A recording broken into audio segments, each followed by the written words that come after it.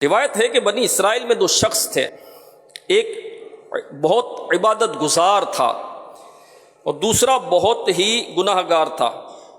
لوگ عبادت گزار کو عابدو بنی اسرائیل یعنی بنی اسرائیل کا عبادت گزار کہتے تھے، اور جو گناہ گار تھا اسے خلیع بنی اسرائیل یعنی بنی اسرائیل کا آوارہ بے حیا شخص کہہ کر پکارتے تھے۔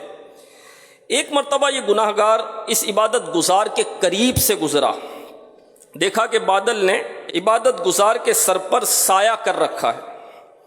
یہ منظر دیکھ کر گناہ گار نے سوچا میں انتہائی گناہ گار، بدکار، ہر طرح سے بیکار زندگی گناہوں میں گزر رہی ہے، یہ اتنے بڑے عبادت گزار اگر میں ان کے پاس بیٹھ جاؤں، کیا خبر اس کی برکت سے اللہ پاک مجھ پر بھی رحم فرما دے۔ اچھی سوچ ہے نا۔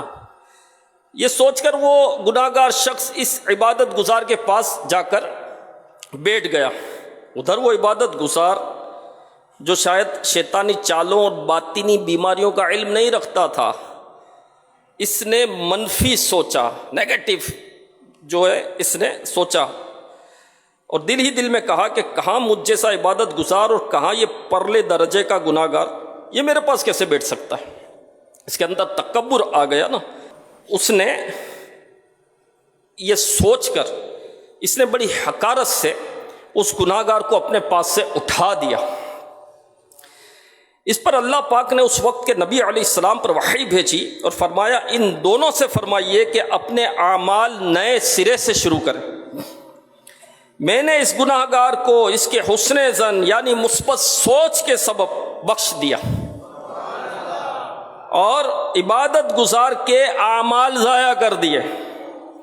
ایک روایت میں ہے کہ وہ بادل جو عبادت گزار کے سر پر سایہ کیے ہوئے تھا، اسی وقت عبادت گزار سے ہٹ کر گناہ گار کے سر پر آ گیا۔